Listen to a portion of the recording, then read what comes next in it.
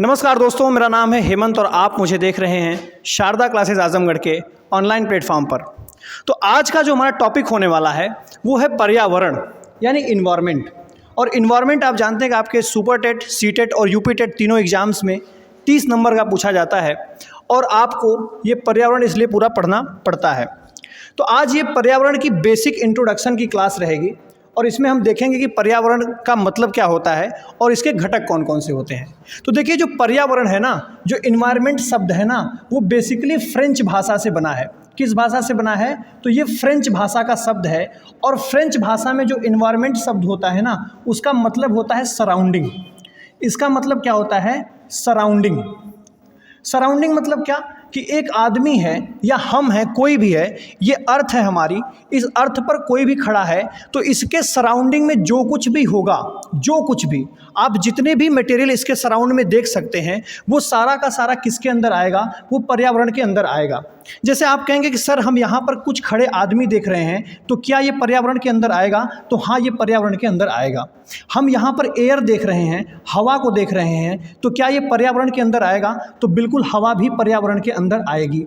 हम यहाँ पर पृथ्वी पर आप देखते हैं कि बड़े बड़े महासागरों को देखते हैं, बड़ी बड़ी जलराशियों को देखते हैं, तो पूछेंगे कि क्या यह भी पर्यावरण के अंदर आएगा? तो हम कहेंगे कि हाँ, यह भी पर्यावरण के अंदर आएगा। यानी कि आप अपने पृथ्वी पर अपने चारों ओर जो कुछ भी देखते हैं वो पर्यावरण के अंतर्गत आता है, क्योंकि पर्यावरण जो शब्द बना है ना, वही इस शब्द से बना है जिसका मतलब होता है सराउंडिंग, यानी कि हमारे चारों ओर, हमारे चारों ओर। अब ये पूछा जाता है कि मान लीजिए ये सब कुछ हम देखते हैं, लेकिन आप सब कुछ देखने की जब कोशिश करेंगे तो ये पाएंगे कि पूरे पर्यावरण में, पूरे इन्वायरमेंट में आप जो चीज़ें देखते हैं ना, वो बेसिकली दो टाइप की होती हैं, दो ही चीज़ें होती हैं। जैसे मैं क्या कह रहा हूँ कि पर्यावरण में आप जब देखने की कोशिश करेंगे तो आपको कुछ चीज़ें ऐसी दिखेंगी जो अजैविक होंगी। अभी मतलब हम समझेंगे, पहले हम इसको लिखते हैं।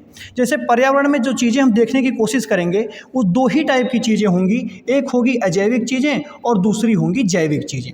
ठीक है। अजैविक की अंग्रेजी होती है एबायोटिक, एबायोटिक, और जैविक की अंग्रेजी हो जाती है बायोटिक, बायोटिक। इसका मतलब क्या है कि जब आप अपने चारों तरफ देखने की कोशिश करते हैं तो आपको या तो सजीव वस्तुएं दिखाई देती हैं या तो निर्जीव वस्तुएं दिखाई देती हैं। तो जितनी भी वस्तुएं आपको निर्जीव दिखाई देती हैं वो अजैविक घटक के अंतर्गत आती हैं। अजैविक का मतलब क्या होता है? किसी भी शब्द के आगे अगर हिंदी में अ लगता है तो उसका मतलब होता है नहीं या न के सेंस में। और जैविक का मतलब क्या होता है? जीवित। यानी कि जो चीज़ें जीवित नहीं हैं उन चीज़ों को हम क्या कहते हैं? अजैविक घटक कहते हैं पर्यावरण का। यानी हमारे आसपास तो बहुत सारी चीज़ें दिख रही हैं, लेकिन उन सारी चीज़ों में जितनी चीज़ें हैं जो अजैविक हैं, यानी कि जो नॉन लिविंग हैं, जिनके अंदर जीवन नहीं पाया जाता है, जिनके अंदर लाइफ नहीं पाई जाती है, वो सारी किसके अंतर्गत आती हैं? अजैविक घटक के अंतर्गत आती हैं, यानी कि एबायोटिक कंपोनेंट के अंतर्गत आती हैं। इसी एबायोटिक कंपोनेंट को एक और नाम देते हैं जिसको हम कहते हैं पर्यावरण का ये कैसा घटक है? ये भौतिक घटक है, भौतिक घटक है। अगर ये पर्यावरण का भौतिक घटक है तो इसका उदाहरण क्या क्या हो सकता है, जरा देखिए ध्यान से। इसके उदाहरण में मैं दो कैटेगरी में चीज़ों को आपके सामने रखता हूं। जैसे देखिए, जैसे भौतिक घटक की बात करें यानी नॉन लिविंग की बात करें, अजैविक की बात करें, तो आपको क्या देखने को मिल सकता है? आपको सूर्य देखने को मिलता है, आपको चंद्रमा देखने को मिलते हैं, आपको चंद्रमा देखने को मिलता है, क्योंकि आपके आसपास ही सूर्य दिखाई देता है, आपके आसपास ही चंद्रमा दिखाई देता है, आपके चारों ओर दिखाई देता है। आपको सी दिखाई देते हैं, यानी कि समुद्र दिखाई देते हैं, सागर दिखाई देते हैं या महासागर दिखाई देते हैं, आपको नदियाँ दिखाई देती हैं। ये सारी चीज़ें आपको अजैविक घटक के अंतर्गत दिखाई देती हैं जो कि निर्जीव हैं। दूसरी, आपको हो सकता है कि ये बोर्ड दिखाई देता हो, जैसे मैंने लिखा कि ये बोर्ड आपको दिखाई दे रहा है, ये मार्कर आपको दिखाई दे रहा है अपने आसपास, ये मार्कर दिखाई दे रहा है, आपको कुर्सियां दिखाई दे रही होंगी, आपको भवन दिखाई दे रहे होंगे। तो आप अगर अजैविक घटक को भी ध्यान से देखने की कोशिश करेंगे तो आपको दो कैटेगरी में चीज़ें दिखाई देंगी। एक ऐसी चीज़ें होंगी, एक ऐसी चीज़ें होंगी जिसको प्रकृति ने स्वयं बनाया है, जिसको प्रकृति ने स्वयं बनाया है, तो इस घटक को हम क्या कह देंगे? ये प्राकृतिक अजैविक घटक है। कैसा? प्राकृतिक अजैविक घटक है, यानी इसको नेचर ने स्वयं बनाया हुआ है। लेकिन कुछ ऐसी चीज़ें आपको देखने को मिलेंगी जिसको नेचर ने तो नहीं बनाया, बल्कि नेचर में बनाई गई वस्तुओं का प्रयोग करके हमने बनाया है, यानी इंसानों ने बनाया है। तो हम क्या कहेंगे कि ये मैन मेड होगा। कैसा होगा? मैन मेड होगा। यानी कि इसी को हम क्या कहेंगे कि ये कृत्रिम होगा।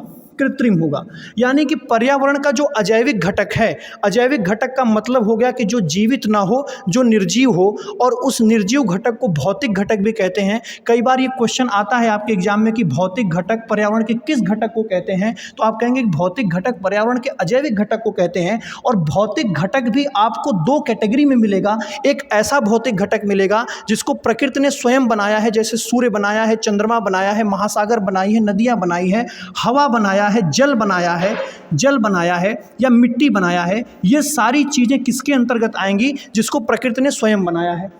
लेकिन कुछ ऐसी चीज़ें इसी अजैविक घटक के अंतर्गत आपको नजर आएंगी जिसको मैन मेड कह सकते हैं या जिसको हम कृत्रिम कह सकते हैं। तो आपको एक घटक जो पर्यावरण का अजैविक घटक है वो पूरा क्लियर हुआ होगा।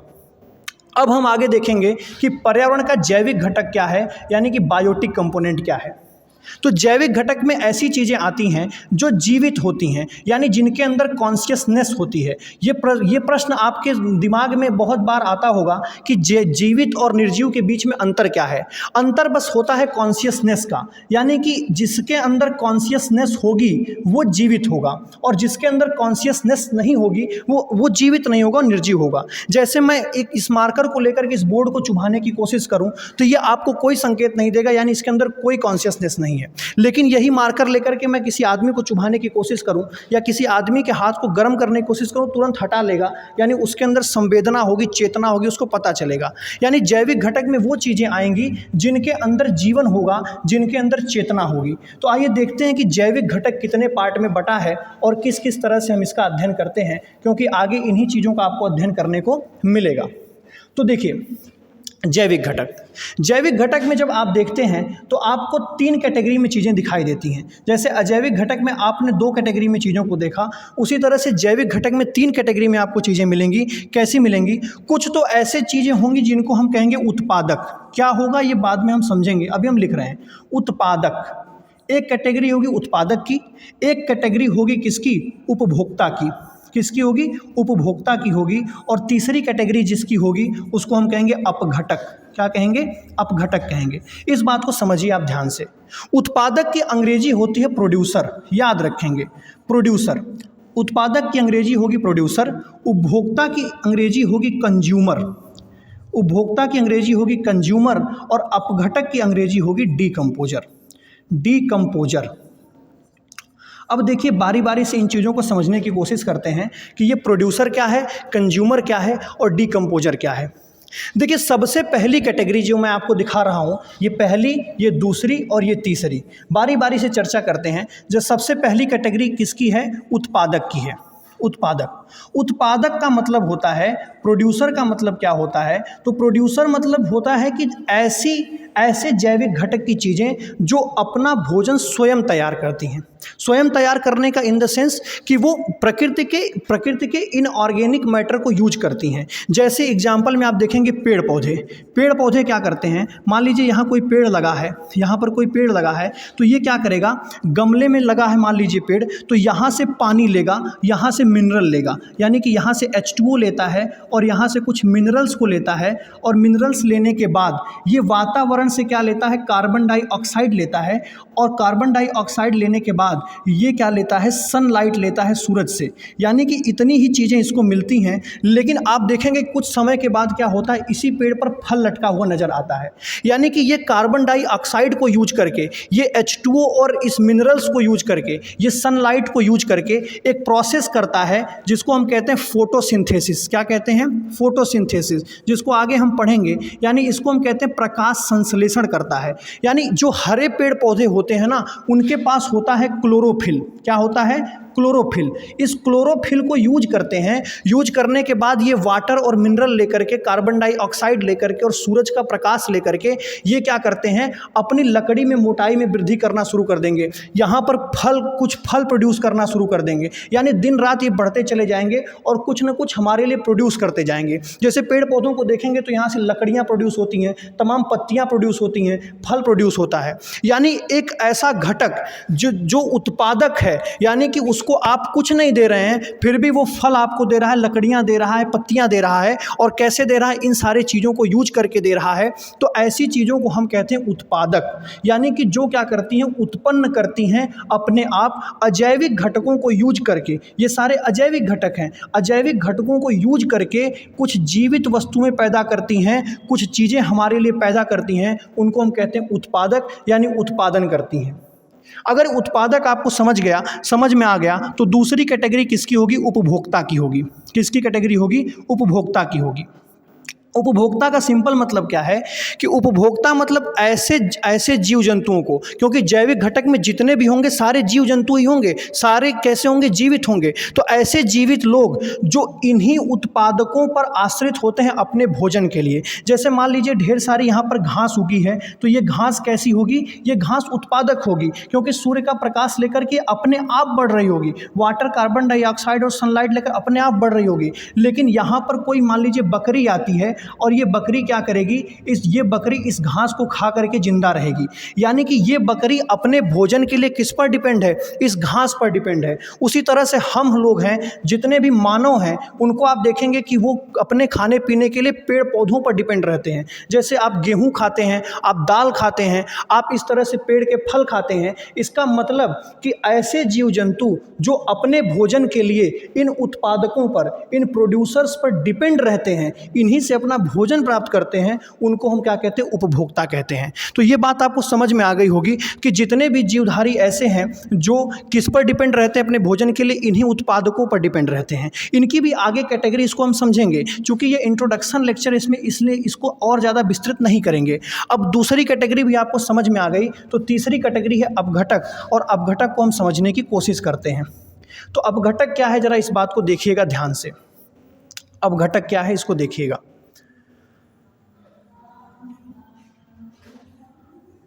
ठीक, अब मैं यहां लिखता हूं अपघटक। अपघटक, अपघटक की अंग्रेजी क्या होती है? डीकंपोजर। डीकंपोजर, डीकंपोजर मतलब क्या है? जैसे आप देखते हैं कि मान लीजिए कोई उत्पादक है, यानी कि कोई पेड़ है, यहाँ पर ऐसे पेड़ लगा हुआ है, ये पेड़ की शाखाएं हैं, ये पेड़ की कुछ पत्तियां हैं, आपको दिखाई दे रही हैं। और मान लीजिए यहाँ पर कोई इंसान है या कोई जानवर है, मैं इंसान बना देता हूँ। आप देखेंगे कि मान लीजिए इस पेड़ से कोई पत्ती टूट करके नीचे गिरी, तो कुछ दिन बाद क्या होती है? ये पत्ती सड़ने लग जाती है। ये पत्ती सड़ने लग जाती है। क्यों? क्योंकि उसमें तमाम सूक्ष्म जीव आकर के यहाँ काम करने लगते हैं। आप देखेंगे कि कभी भी आप जैसे देखेंगे किसी गाय का गोबर है कहीं पर, तो वो कुछ दिनों के बाद किस में परिवर्तित हो जाता है? खाद में परिवर्तित हो जाता है। या अगर कोई देखेंगे कोई जानवर यहाँ पर मर कर पड़ा हुआ है, तो कुछ दिन बाद ही उस जानवर में से बदबू आने लगती है और उसका शरीर सड़ने लगता है। तो होता क्या है एक्चुअल में कि ये जो जितनी भी चीज़ें हैं ना, जब भी कोई उत्पादक या कोई उपभोक्ता मर जाता है, यानी कि अपना जीवन छोड़ देता है, और जीवन छोड़ने के बाद उसके अंदर से जब कॉन्शियसनेस समाप्त हो जाती है, उसका शरीर काम करना बंद कर देता है, उस समय होता क्या है कि कुछ जीवधारी ऐसे होते हैं जो आकर के इसी मृत पड़े हुए, मान लीजिए कोई आदमी यहाँ पर मर गया है, कोई आदमी यहाँ पर मर गया है, तो इस मृत पड़े हुए शरीर पर आकर के कुछ जीवधारी अपना भोजन बनाने लगते हैं। अपना भोजन, जैसे मैं बताया था कि उपभोक्ता अपने भोजन के लिए कहाँ पर डिपेंड थे? उत्पादक पर। उसी तरह से जो अपघटक होते हैं ना, कोई आदमी मरा तो भी उसको सड़ाने की कोशिश करने लगेंगे, और कोई प्लांट अगर यहाँ पर मर गया, यानी कि कोई उत्पादक यहाँ पर मर गया, उसके ऊपर भी क्या करते हैं? यही बैक्टीरिया लग जाते हैं, वही फंजाई लग जाते हैं, उसी तरह के लोग लग जाते हैं। तो आप देखेंगे कि जो अपघटक होते, अपघटक का मतलब क्या है कि जो भी इस मरे हुए उपभोक्ता और मरे हुए उत्पादकों के शरीर से जो अपना भोजन ग्रहण करते हैं और उनको सड़ा गला करके ख़त्म कर देते हैं, उन्हीं को हम क्या कहते हैं? अपघटक कहते हैं, या उन्हीं को हम डीकंपोजर कहते हैं। तो इससे आपको कुछ एग्जाम्पल मैं देता हूं, और आपको समझना है कि मैं कैसे वो एग्जाम्पल्स को दे रहा हूं और कहां पर वो एग्जाम्पल सेट हो रहे हैं। जैसे मैं उत्पादक की बात करूं, तो उत्पादक वे जीवधारी होंगे जिनके अंदर क्या होगा? क्लोरोफिल होगा, जिनके अंदर क्या होगा, क्लोरोफिल होगा। क्लोरोफिल होगा तो वो फोटोसिंथेसिस करेंगे। जैसे मैं यहाँ पर लिख सकता हूँ कैटेगरी में ग्रीन प्लांट्स, जितने भी हरे पौधे हैं ग्रीन प्लांट्स हैं। जैसे मैं कह सकता हूँ कि जितने भी ब्लू ग्रीन एल्गी हैं यानी नील हरित शैवाल हैं, ग्रीन प्लांट्स और ब्लू ग्रीन एल्गी, ये सारे के सारे किसके अंदर आ जाएंगे, ये सारे के सारे उत्पादक के अंदर आ जाएंगे, क्योंकि इनके अंदर क्लोरोफिल पाया जाता है और क्लोरोफिल पाए जाने की वजह से ये क्या करते हैं, अपना भोजन स्वयं बनाते हैं। उपभोक्ता किनको कहते हैं, उपभोक्ता ऐसे लोगों को कहते हैं, जैसे मैंने कह दिया आपसे कि कोई खरगोश है तो वो कैसा होगा, वो उपभोक्ता होगा, क्योंकि अपने भोजन के लिए वो किस पर डिपेंड होगा, घास पर डिपेंड होगा, यानी उत्पादक पर डिपेंड होगा। जैसे मैं कहूँ कोई बकरी है, वो भी क्या होगी, वो भी कैसी होगी, वो भी उपभोक्ता होगी। अगर मैं कहूँ कि कोई शेर है, शेर, हाँ एक चीज़ और समझिए इस बात को कि जो उपभोक्ता होते हैं ना, वो कभी कभी आपस में भी उपभोग करते हैं। जैसे एक शेर है ना, शेर क्या करता है, एक बकरी को खाता है, मान लीजिए बकरी को खाता है, तो ये भी इसके रेस्पेक्ट में उपभोक्ता ही हुआ, क्योंकि अपने भोजन के लिए दूसरे के ऊपर डिपेंड है। उपभोक्ता में और कैटेगरी आगे हम पढ़ेंगे, लेकिन इसका मतलब क्या है कि जो भी अपने भोजन के लिए दूसरे पर डिपेंड है वो उपभोक्ता है। शेर भी बकरी पर उपभोक्ता है। इसीलिए मैं कह रहा हूँ मानव क्या है, मानव भी उपभोक्ता है, क्योंकि मानव भी या तो मांसाहारी हो सकता है या तो शाकाहारी हो सकता है, और वैसे होता है सर्वाहारी, यानी सब कुछ खाता है। इसका मतलब कि मानव भी अपने भोजन के लिए दूसरे पर डिपेंड है, तो ये भी एक उपभोक्ता है। तो उपभोक्ता में आपको एग्जाम्पल समझ में आया होगा। अपघटक में क्या एग्जाम्पल है, अपघटक में आप देखेंगे कि जो बैक्टीरिया होते हैं, ये बैक्टीरिया क्या करते हैं, मरे हुए पदार्थों पर आकर के उनको गलाने का काम करते हैं या उनको ख़त्म करने का काम करते हैं, डिकम्पोज करने का काम करते हैं। तो बैक्टीरिया किसका एग्जाम्पल हो जाएगा, अपघटक का। जैसे आप देखेंगे फंजाई किसका एग्जाम्पल हो जाएगा, तो फंजाई अपघटक का एग्जाम्पल हो जाएगा, क्योंकि सड़े गले पदार्थों पर फंगस भी लग जाया करते हैं। जैसे इसमें एक बहुत इंपॉर्टेंट एग्जाम्पल है केंचुआ। केंचुआ क्या करता है, मिट्टी में सड़े गले पदार्थ जितने होते हैं उनको सड़ा गला करके क्या करता है, खाद बनाने की कोशिश करता है। इसीलिए केंचुआ को किसान का मित्र भी कहा जाता है। तो आप देखें केंचुआ भी किसका एग्जाम्पल है, अपघटक का एग्जाम्पल है। तो ये सारी चीज़ें आपको क्लियर हुई होंगी। पर्यावरण के दो घटक क्लियर हुए होंगे, जिसमें अजैविक घटक और जैविक घटक की बात करते हैं। अजैविक घटक को मैंने आपको समझाया, फिर जैविक घटक को समझाया, जैविक घटक में उत्पादक, उपभोक्ता और अपघटक को समझाया। इसमें और भी आगे समझना है, चूँकि ये इंट्रोडक्शन क्लास है, इसलिए इसमें यहीं तक हम क्लास को ख़त्म करते हैं और आगे हम आएंगे तो इन चीज़ों को समझने की कोशिश करेंगे। बहुत बहुत धन्यवाद। कैसी लगी हमारी वीडियो कमेंट करके ज़रूर बताएंगे, चैनल को सब्सक्राइब करेंगे।